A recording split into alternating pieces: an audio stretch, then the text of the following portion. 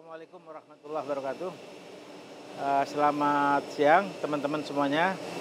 Sebagaimana kita ketahui bersama, Bapak Wakil Presiden yang rencananya akan melanjutkan kunjungan ke Wamena dan ke Merauke harus ditunda karena ada rapat penting ratas dengan Presiden di Jakarta. Dan itu saya kira kemudian akhirnya Wapres semalam menyimpulkan untuk kunjungan ke Wamena dan kunjungan ke Merauke mesti kita tunda. Tapi Wapres tetap berkomitmen untuk kunjungan berikutnya akan datang ke Wamena dan Merauke. Itu saya kira semalam yang diputuskan, dan Wapres hari ini sedang transit di Hasanuddin, Makassar. Nah, saya kira itu. Ratas terkait apa, Pak? Ratas saya kira terkaitnya saya nggak banyak ngerti, nggak banyak tahu karena tidak diberitahukan. Tapi ada dua ratas hari ini sebenarnya. Wapres mesti menghadiri dan mungkin ada hal-hal yang sangat penting yang akan menjadi pembicaraan. Untuk agenda di Wamena sendiri kapan akan dilaksanakan, Pak? Kan ditunda sementara ya? Iya, kalau di Wamena dan ke Merauke saya kira sebagaimana kita rancang dalam rapat di Sekretariat Wakil Presiden, kita akan sampai akhir periode kepemimpinan Pak Jokowi dan Bapak Kiai Haji Ma'ruf, Profesor Dr. Kiai Haji Ma'ruf sebagai Wakil Presiden itu akan ada minimal 2 kunjungan lagi. Jadi di tahun 2024 itu akan ada 2 kunjungan. Mudah-mudahan nanti di tahun ini masih mungkin di akhir, sekarang sudah bulan Oktober ya. Oktober, November, Desember, mungkin apakah masih akan ada kunjungan kita tentukan lagi. Tapi mengingat di bulan Oktober dan November itu akan sangat padat Wakil Presiden. Ada beberapa kunjungan ke daerah dan kemudian juga ada muhibah ke luar negeri. Sehingga mungkin kalaupun ada kunjungan ke Papua, insya Allah mungkin pada bulan Desember misalnya seperti itu. Kita akan tentukan kemudian pada sepulang dari ini. Saya kira itu. Kalau apa rapat yang disebut di istana itu apakah ada kaitannya dengan reshuffle, Pak? Saya nggak tahu, orang ramai berbicara mengenai itu, tetapi Wapres sengaja tidak memberitahu kepada saya, kepada Kasat Wapres juga terkait dengan agenda itu. Dan saya kira memang sebaiknya Wapres terhindar dari isu-isu yang berhubungan dengan reshuffle dan sebagainya, karena memang belum diketahui apa yang akan menjadi pembicaraan. Pak, penegasan saja, Pak, tidak ada kaitannya dengan pergerakan OPM gitu ya, Pak ya? Karena Papua kan enggak, aman. Saya kira enggak ada kaitannya dengan hal yang berhubungan dengan keamanan di Papua, tidak ada. Sama sekali tidak ada itu. Pak, kesannya kan sangat mendadak, Pak. Itu memang diberitahunya tadi malam pukul berapa gitu, Pak, dari istana?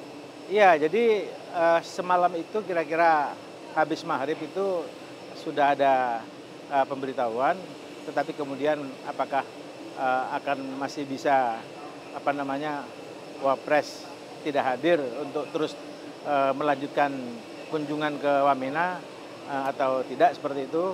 Tapi kemudian akhirnya beberapa waktu kemudian Wapres memutuskan sebaiknya kita menunda kunjungan ke Wamena. Pukul berapa itu, Pak? Kira-kira pukul 8 lah kira-kira ya, pukul 8.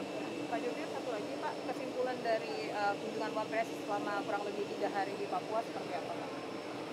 Ya, sebagaimana sudah kita dengar bersama elaborasi dari Wakil Presiden kan, kunjungan kali ini saya kira spesifik ya, Wapres khusus mendengar. Dan mendengar ini saya kira sangat penting. Bahkan sebagaimana saya tegaskan kemarin, Uskup Papua itu sangat senang dan merasa istimewa karena ada orang Jakarta yang datang ke sini ingin mendengar. Itu artinya mudah-mudahan saya salah kesimpulannya, jangan-jangan orang Papua selama ini berkesimpulan orang Jakarta jarang mendengar gitu kan. Nah, jadi ketika Wapres ingin mendengar, maka Uskup menyatakan sangat senang sekali dia bilang gitu kan. Karena tidak banyak gitu dia bilang pejabat tinggi itu mau mendengar. Karena umumnya pejabat tinggi katanya biasanya memberi pengarahan, memberi instruksi dan seterusnya.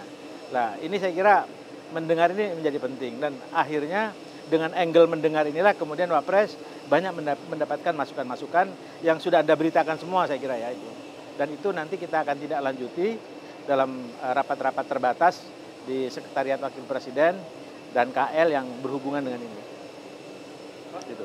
Apakah dengan tidak hadirnya Pak Wapres di Wamena pembangunan akan tetap berjalan gitu, sarana prasarana akan tetap berjalan untuk diwujudkan? Oh iya, ini nggak ada hubungannya dengan rencana pembangunan karena walaupun tanpa seremoni akan jalan terus, nggak ada masalah itu, tetap. Dan itu komitmen Wapres bagaimana supaya koordinasi terus dilakukan karena pada dasarnya kan di hari pertama Wapres sudah melakukan koordinasi dengan gubernur-gubernur kan datang dan itu sudah jalan.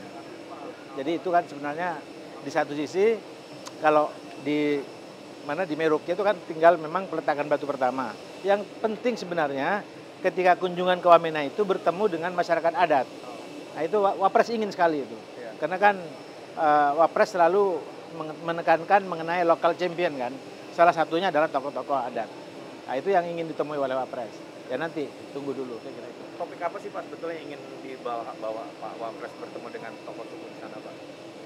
Ya kan begini, tokoh agama misalnya ya. Kemarin gereja itu dalam pandangan Wapres dan juga pandangan para tokoh-tokoh gereja, bagaimana dia menjadi sentral dari pencerdasan kehidupan masyarakat Papua salah satunya.